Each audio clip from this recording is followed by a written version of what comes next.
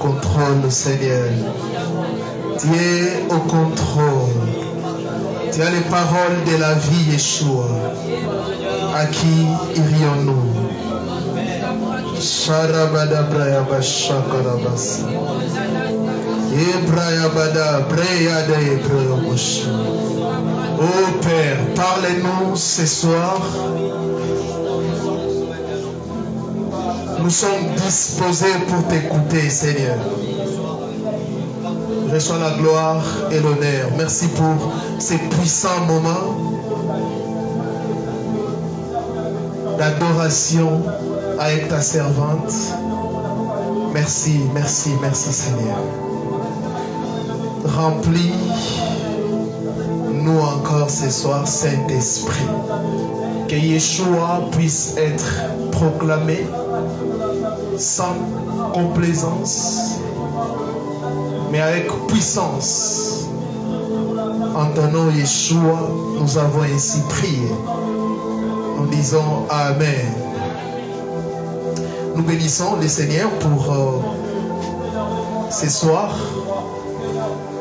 Nous allons continuer avec notre thème, les doctrines des démons. Normalement, c'est suite et fin. J'allais finir ce soir, mais malheureusement, je dois enseigner sur un sujet très important, car il y a plusieurs débats concernant ce sujet. Ce soir, je vais apporter la lumière. Suivez-moi attentivement, même vous qui êtes en ligne. Surtout, j'avais annoncé cela et je sais que vous êtes en train vraiment de nous suivre. Prenez vos blocs-notes, prenez, je ne sais pas moi, vos cahiers, vos stylos. Suivez-moi attentivement. Donc, si tu étais en train de faire des choses, arrête et vraiment suivez-moi attentivement. Amen. Les sous-thèmes de ce soir, la polygamie, une doctrine des démons.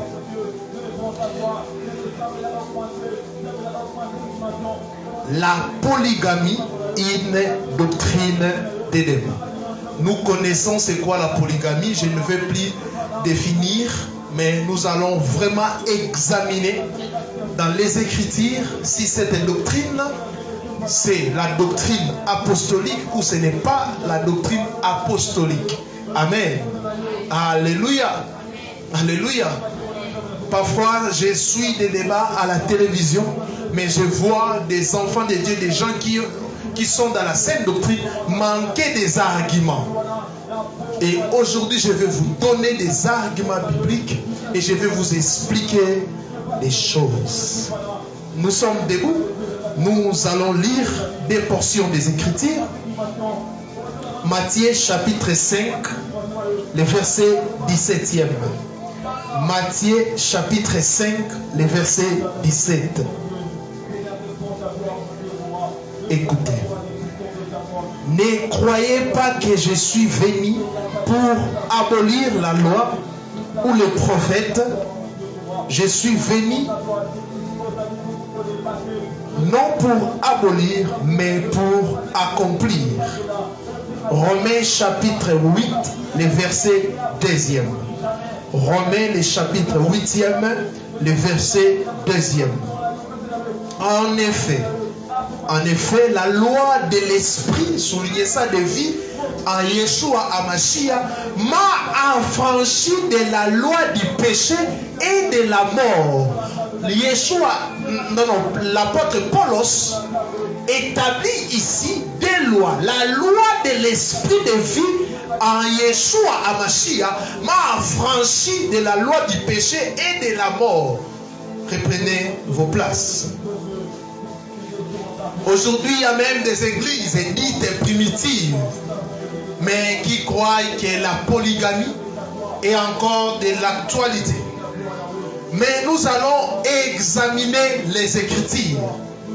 C'est pour cela que je vous demande vraiment de me suivre attentivement. Ce soir, normalement, je devrais parler des 5 doctrines des démons, mais j'ai mis de côté les 4. Si j'ai résolu de vous parler uniquement de la polygamie, parce que c'est un sujet très très très vaste. si vous ne comprenez pas les Tanakh, si vous n'avez pas une bonne interprétation du Tanakh, vous risquerez de pratiquer la polygamie. Et ici, vous allez voir dans le ministère de Yeshua HaMashiach, car Yeshua HaMashiach a prêché 3 messages, 3 doctrines. La doctrine de la sétoriologie, la doctrine de la christologie et la doctrine de l'eschatologie. Et Yeshua HaMashiach, c'est l'accomplissement, n'est-ce pas, du Tanakh, la Torah, les Lévi'im et les Ketuvim. Mais quelque part, il nous dit qu'il n'est pas venu pour abolir, mais pour accomplir la Torah, la loi. On peut se poser des questions. Dans la loi ou dans les Tanakh, qu'est-ce que Yeshua a aboli? Et qu'est-ce que Yeshua n'a pas aboli? Des choses qui sont d'actualité et des choses qui ne sont pas d'actualité. Alléluia. Alléluia, c'est très important. Mais j'aimerais vous dire une chose. Quand nous avons lu Romains chapitre 8, le verset 2e, en effet, la loi de l'esprit de vie en Yeshua HaMashiach m'a affranchi de la loi du péché et de la mort. Pour bien comprendre la polygamie, nous devons comprendre que dans l'histoire de l'humanité, ou disons dans la révélation d'Élohim, nous avons 3 âges. 3 âges. Notez ça vraiment bien. Premièrement, nous avons l'âge de l'innocence. L'âge de l'innocence. Dans l'âge de l'innocence vient avant la loi. Quand Adam et Ève, ils étaient dans les jardins d'Éden, il n'y avait pas la loi. C'était l'âge qu'on appelle l'âge de l'innocence. Il n'y avait pas le péché, ni la loi. C'est l'âge de l'innocence. Là, c'était la pensée d'Élohim qui dominait. La volonté parfaite de Dieu. Même en ce qui concerne le mariage, c'était la volonté parfaite de Dieu. Lisons Genèse 2, 21 à 25. Genèse chapitre 2, 21 à 25. Alors l'Éternel Dieu fit tomber un profond sommeil sur l'homme, qui s'endormit. Il prit une de ses côtes. Il n'a pas pris 2 côtes, 10 côtes, une de ses côtes. Déjà ici, dans la volonté parfaite d'Élohim, nous voyons que la polygamie n'était pas là. Et refermant la chair à sa place. L'Éternel Dieu forma une femme, la Bible précise, de la côte qu'il avait prise de l'homme. Une, pas des femmes, mais une femme. Et il l'amena vers l'homme. Et l'homme dit, voici cette fois celle qui est os de mes os et chair de ma chair. On l'appellera femme parce qu'elle a été prise de l'homme. C'est pourquoi l'homme quittera son père et sa mère et s'attachera à sa femme, pas à ses femmes. Et ils deviendront une seule chair. L'homme et sa femme étaient tous dénis et ils n'avaient point honte. Alléluia. Nous voyons que dans la volonté parfaite d'Élohim, dans l'âge de l'innocence, la notion de la polygamie n'existait pas. Même le mariage entre un homme et des hommes, ça n'existait pas. Ça n'existait pas. Toute forme de mariage que vous voyez, ça n'existait pas. Elohim a institué le mariage entre l'homme, un homme et une seule femme. Pas deux femmes, pas des hommes, pas un homme avec plusieurs femmes, pas une femme avec plusieurs hommes. Dans la volonté parfaite d'Élohim, le mariage, polygamie n'existe pas. Alléluia. Alléluia. Maintenant, d'où vient la polygamie? Rappelez-vous toujours de Romains chapitre 8, le verset 2. En effet, la loi de l'esprit de vie en Jésus-Christ m'a affranchi de la loi du péché et de la mort. Deuxième chose, nous avons l'âge du péché et de la mort. Paul dit, m'a affranchi du péché et de la mort. L'âge du péché et de la mort. Lisons Romains 5, 12 à 14. Romains chapitre 5, 12 à 14. La Bible dit ceci. C'est pourquoi, comme par un seul homme le péché est entré dans le monde, et par le péché, la mort, et qu'ainsi la mort s'est étendue sur tous les hommes parce que tous ont péché. Car jusqu'à la loi, le péché était dans le monde. Or, le péché n'est pas imputé quand il n'y a point de loi. Cependant, la mort a régné depuis Adam jusqu'à Moïse, même sur ceux qui n'avaient pas péché par une transgression semblable à celle d'Adam, lequel est la figure de celui qui devait venir. L'âge du péché et de la mort a été inauguré après la déchéance de l'homme. Quand l'homme a péché, nous avons quitté l'âge de la conscience à l'âge du péché et de la mort. J'aimerais vous dire, c'est sous cet âge qu'on parle de la polygamie. Alléluia. Alléluia. Pour la première fois qu'on parle de la polygamie, c'est même dans la lignée de Caïn. Oui. Les premiers polygames, c'est Caïn. Et vous savez tous que Caïn avait la sémence satanique, car c'est avec Caïn que le premier maître a été inauguré sur l'humanité.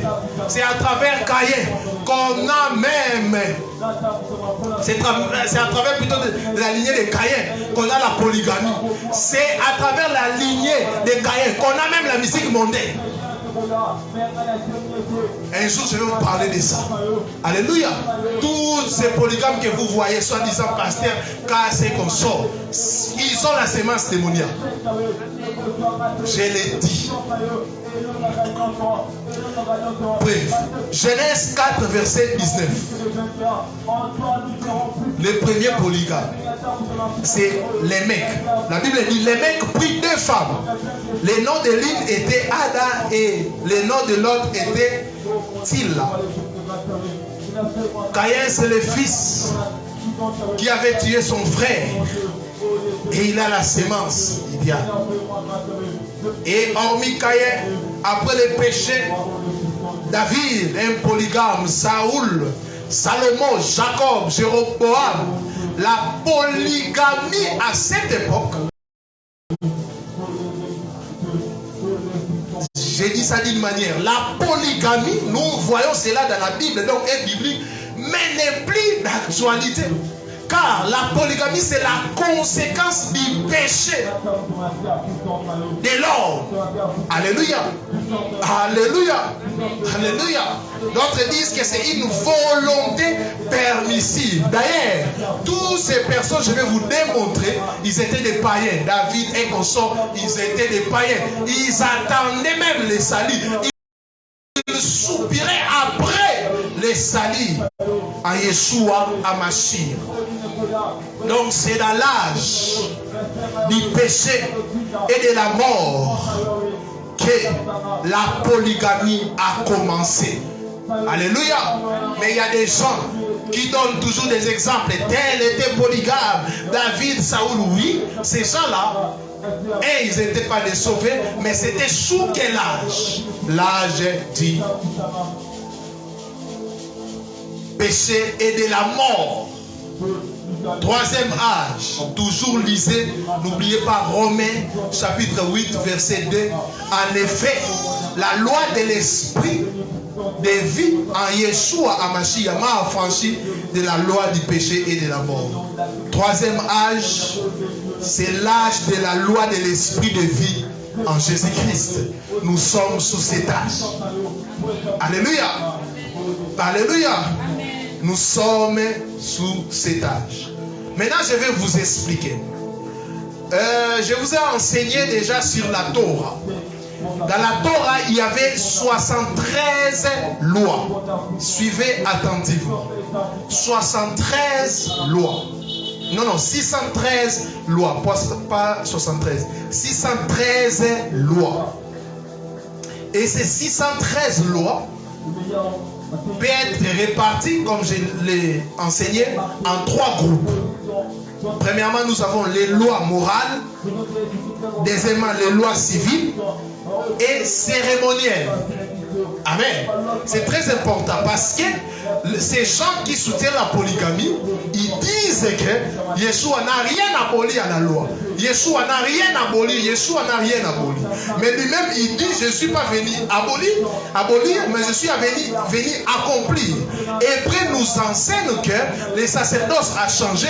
Yeshua est venu sur cette terre. C'est l'accomplissement de la Torah. Il y a des lois qui doivent tomber. Mais quelles sont ces lois-là? Alléluia.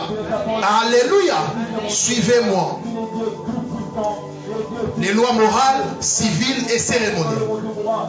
Les lois morales, dans ces 3 catégories de lois, il n'y a que les lois morales qui sont d'actualité jusqu'à nos jours. Suivez-moi. Alléluia. C'est les lois morales qui sont d'actualité. Les lois morales contenaient quoi? C'est les 10 commandements. Dans les 10 commandements, les 4 commandements, c'est pour Elohim. Les 6 commandements, c'est pour l'homme.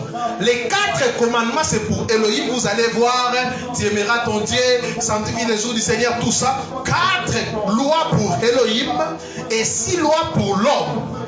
Pourquoi j'ai dit que les lois morales ne sont pas abolies, c'est l'actualité.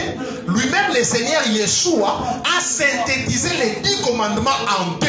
L'amour d'Elohim et l'amour envers son prochain. Les 10 commandements sont encore d'actualité. Je le répète, les 10 commandements ne sont pas abolis, c'est d'actualité. Yeshua n'a pas aboli les lois morales, mais il a aboli les lois civiles. Là où il y avait même les divorces, la polygamie. Pourquoi? Les lois civiles régissaient seulement Israël, pas l'Église. Et les lois cérémonielles, c'est aboli. Alléluia. Les sacrificateurs devaient présenter des sacrifices. Les souverains sacrificateurs entraient. Ils faisaient des cérémonies. Pourquoi Yeshua a aboli ça? Hébreu nous dit, il est le souverain sacrificateur qui est entré dans les sanctuaires, non avec le sang d'un bouc, mais avec son propre sang. Nous avons un souverain sacrificateur qui n'est plus Aaron, mais c'est Yeshua Hamashiach qui intercède pour nous à la droite de Dieu le Père. Les lois cérémonielles et les lois morales, c'est aboli. Et dans les lois morales, on pouvait trouver même l'organisation du mariage. Je vais vraiment vous enseigner là-dessus, même sur la dot en Israël. Alléluia. Parce que la dot en Israël, dès le départ, c'était donné après. Quand quelqu'un était vierge, une femme, il donnait la dot après. Là, il y aura des enseignements et je vais vous expliquer. Donc, nous comprenons avec moi que les lois morales qui régissaient Israël ne sont plus d'actualité. Nous ne pouvons plus l'observer. Les lois cérémonielles, nous ne pouvons plus l'observer parce que ces lois sont accomplies par Yeshua Hamashiach. Alléluia. Alléluia. Est-ce que quelqu'un me comprend? Est-ce que quelqu'un me comprend? Et ces gens-là qui soutiennent la polygamie disent que Yeshua est dans la lignée des polygames. Vous devez savoir que Yeshua a des lignées. Alléluia. Alléluia. Yeshua est dans la lignée de David, tout ça, en tant qu'humain, parce que c'est 100% homme, 100% Dieu. Il est venu dans cette nature vraiment pour mettre fin à la loi. Alléluia. À la loi que ses prédécesseurs ont exécuté. Mais il est aussi dans la lignée céleste, les divins. Alléluia. Quand l'ange est apparu à Marie, l'ange était clair que l'enfant que Marie portait, il était Dieu. Alléluia. Alléluia.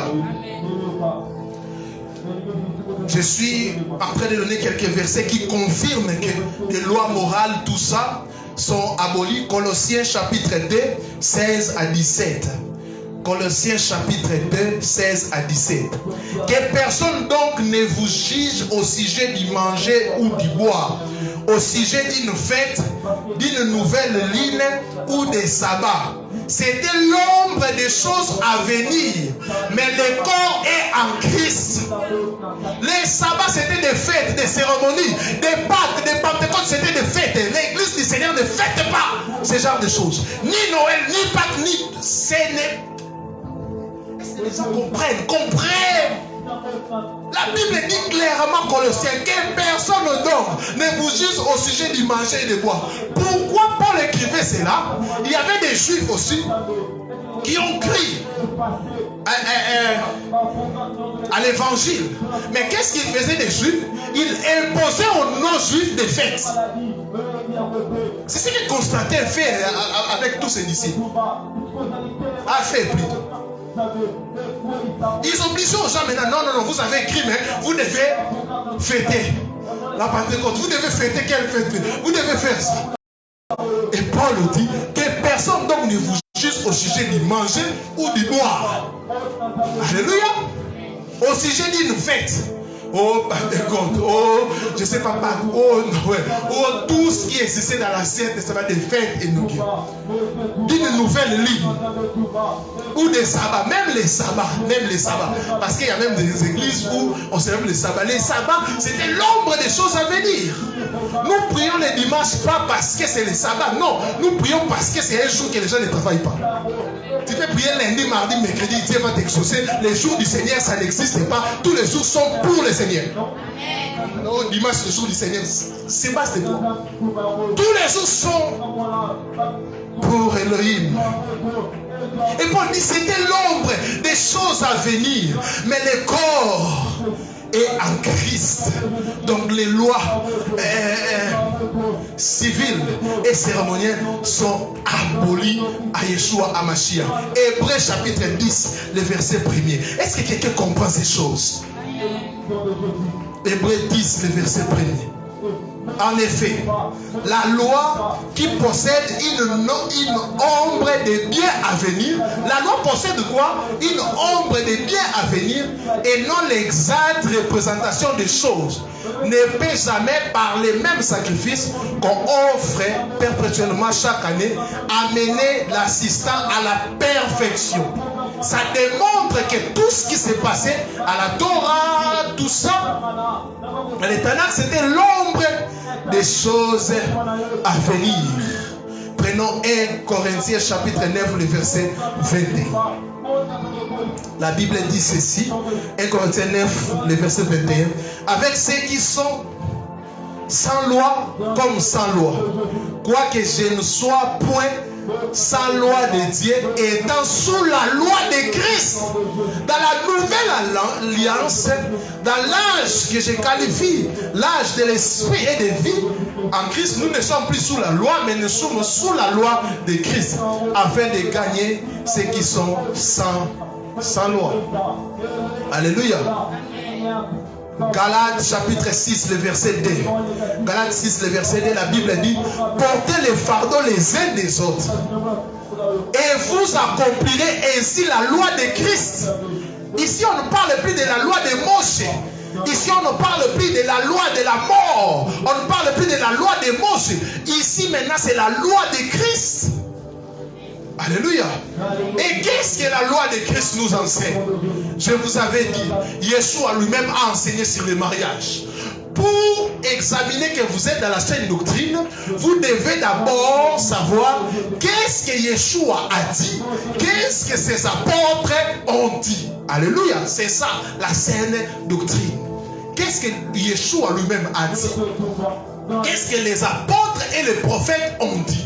Car la Bible dit nous sommes bâtis sur le fondement des apôtres et des prophètes.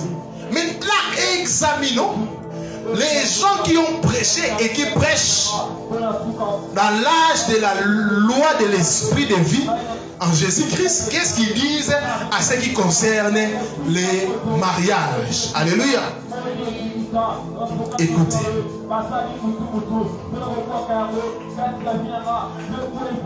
Paul, on commence d'abord avec les apôtres. Paul dans 1 Corinthiens 7, verset 1 à 2. 1 Corinthiens 7, 1 à 2.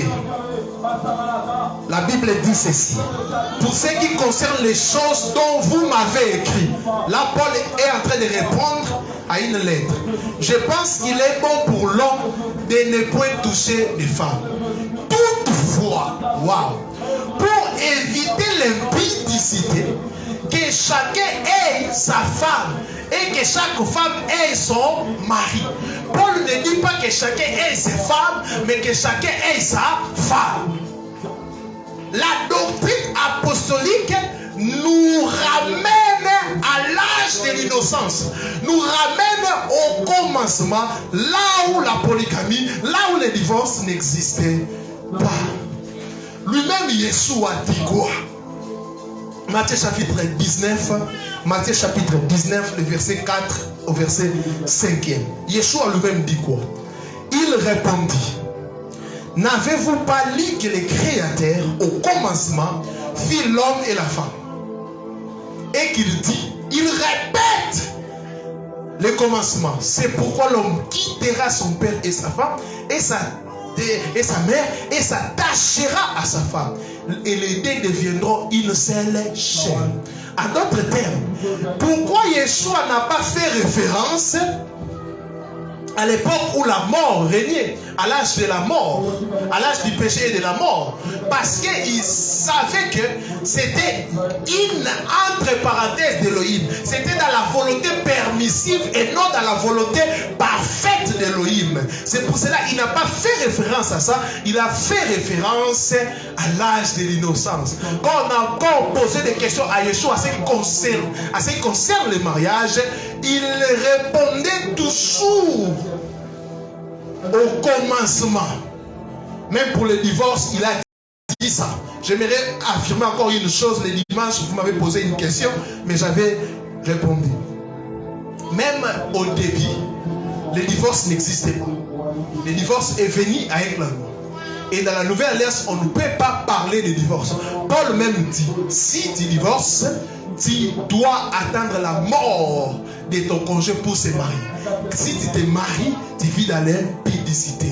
Le mariage, c'est pour la vie. Quel que soit le cas, même si vous avez raison d'adultère, quel que soit le cas, vous n'avez pas le droit de remariage. Vous devez vous remarier si l'un des conjoints est mort. Je précise cela car le dimanche, j'avais omis cela. Alléluia. Et lui-même, le Seigneur Yeshua répond, la cause de la polygamie, c'est le péché. Or, si vous interrogez Hébreu affirme que nous avons, le péché est aboli par l'expiation à Yeshua, à Mashiach. Alléluia. Comme la polygamie a commencé à l'âge du péché et de la mort, Yeshua est venu en mourant à la croix. Il a aboli cet âge. Mes frères, c'est simple et clair que directement la bêtise que plusieurs enseignent est tombée caduque.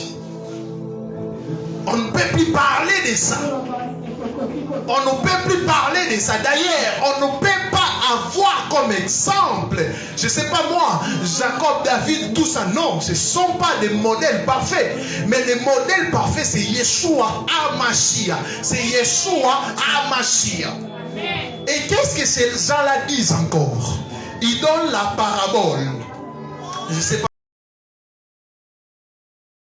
Vraiment, les gens ne comprennent pas les Écritures.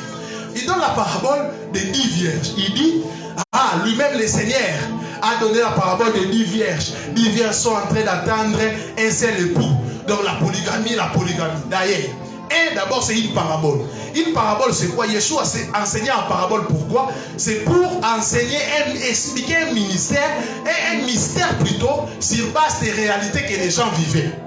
Vous ne pouvez pas prendre une parabole, dites que lui-même, Yeshua a dit 10 vierges, non. Et quand on dit 10 vierges, pourquoi 10 vierges?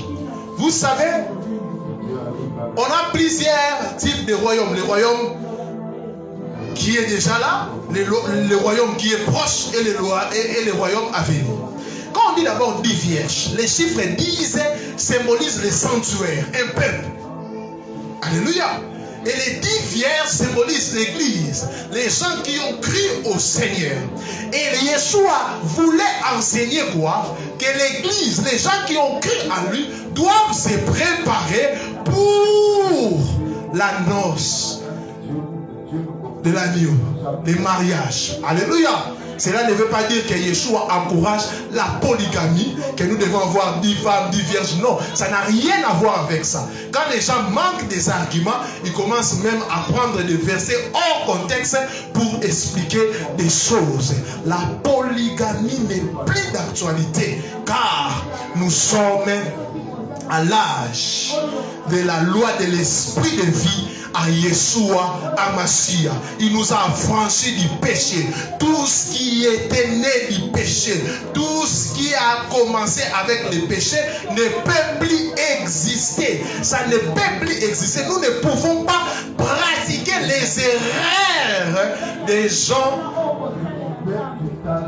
dans l'âge de la loi de l'esprit à Yeshua Amashia. C'est simple, c'est très simple. Si vous comprenez les Tanakh de la sorte, c'est fini et c'est fini et c'est fini. La seule chose que le Seigneur Yeshua n'a pas aboli, ce sont des lois qui contenaient les 10 commandements, les lois morales qui sont d'actualité jusqu'à aujourd'hui. Alléluia. Alléluia.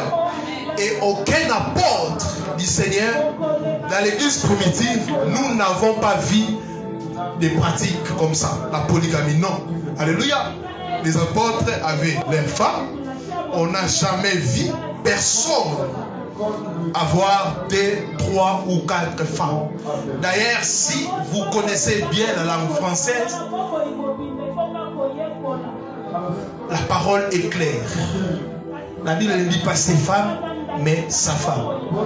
Sa femme. Pierre avait une seule femme.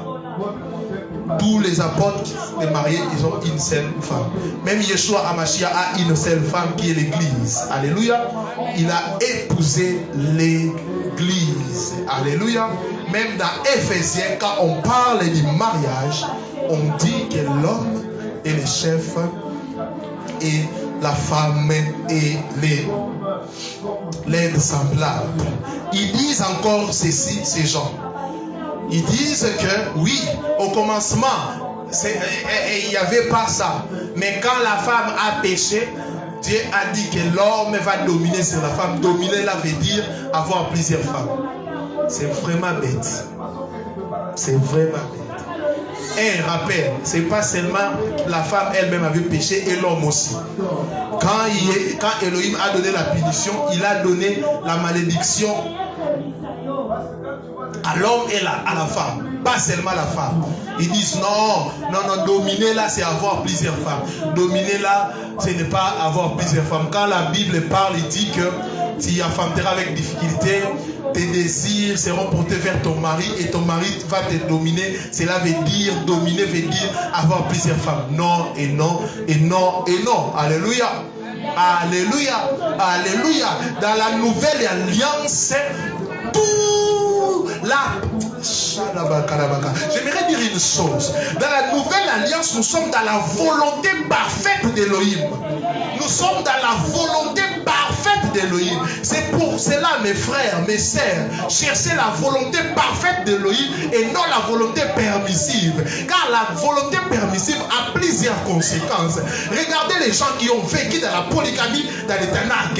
Regardez leur vie, regardez leur foyer, du désordre, des désordres, des désordres. Il y avait même de l'inceste. L'âge du péché et de la mort, c'est un âge qu'il ne faut jamais imiter. Quand Yeshua est venu, la Bible dit, voici l'agneau de Dieu qui ôte les péchés du monde. Il a ôté la sémence du péché. Et nous ne pouvons pas vivre dans la polygamie. Nous ne pouvons pas vivre dans des pratiques. Et nous ne pouvons pas imiter David, car David lui-même dit, je suis conçu dans les péchés. Pourquoi? Le péché adamique dominait son corps. Mais nous sommes plus que David. Mais nous sommes plus que les gens qui ont vécu dans les Tanakh. Pourquoi? Nous n'avons plus la sémence adamique. Nous n'avons plus la sémence adamique. Nous ne sommes plus captifs dès la mort. C'est ça. C'est ça la bonne nouvelle. C'est ça l'évangile. C'est ça la bonne nouvelle. Et c'est ça l'évangile.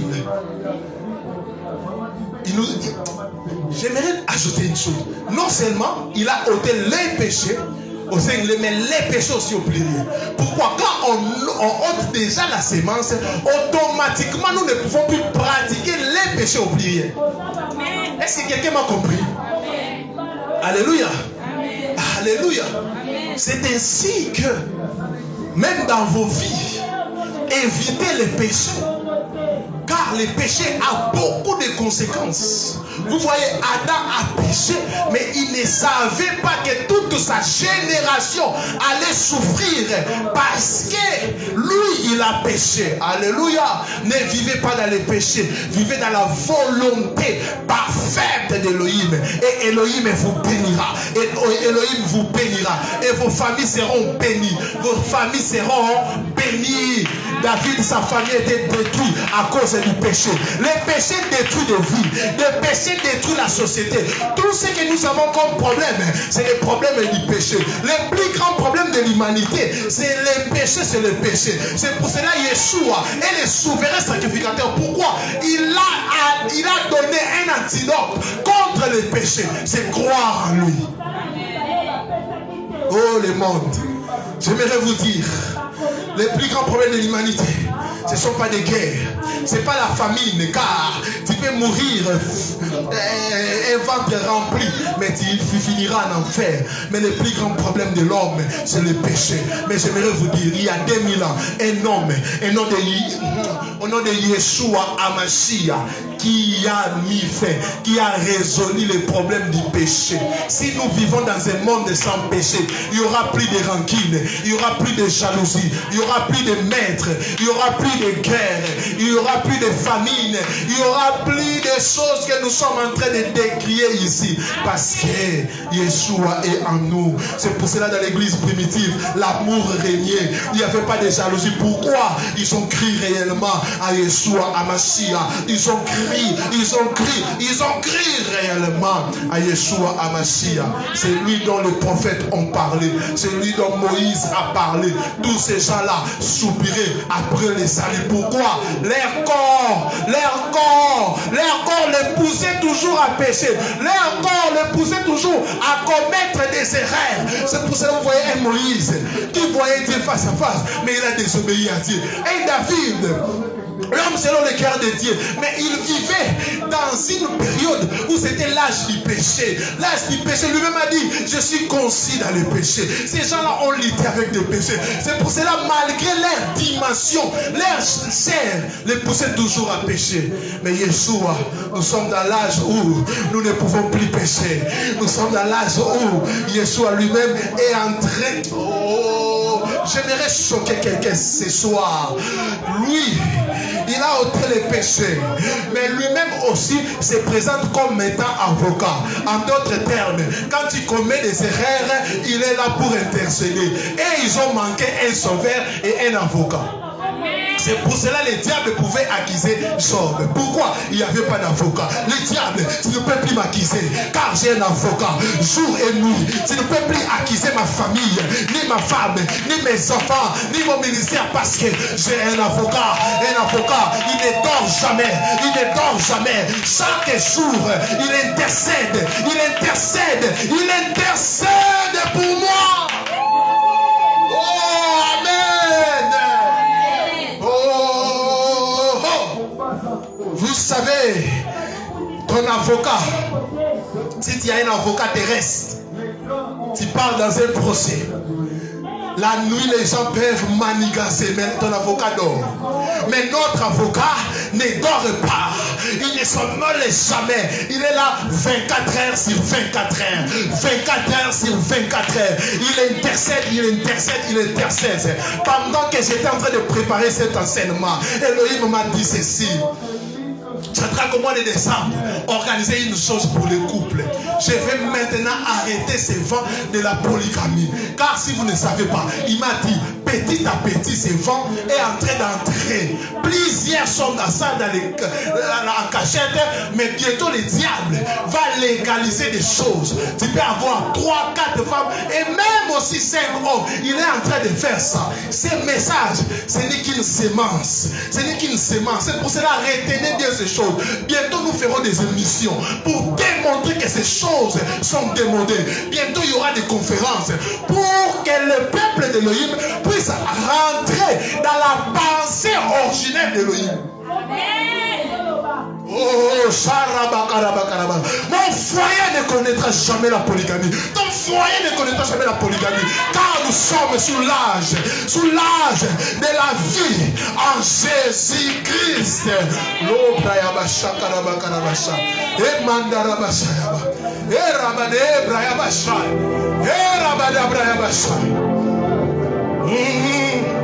Toi qui me suis en ligne, est-ce que tu peux célébrer Yeshua Hamashiach, notre Hachem, les Shabbats, les Brayabada Brayabashai? Oh, je t'aime, Seigneur. Je t'aime, Seigneur. Je t'aime, Seigneur. Je t'aime, Yeshua. Je t'aime, Seigneur. Je t'aime, Seigneur. Je t'aime, Seigneur. Je t'aime, Seigneur. Je t'aime, Seigneur. Même toi qui as ligne, est-ce que tu peux l'adorer? Est-ce que tu peux le célébrer? Il est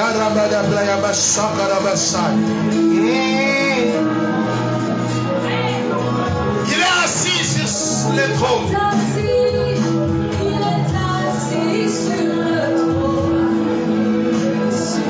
Oh, c'est un message court mais puissant.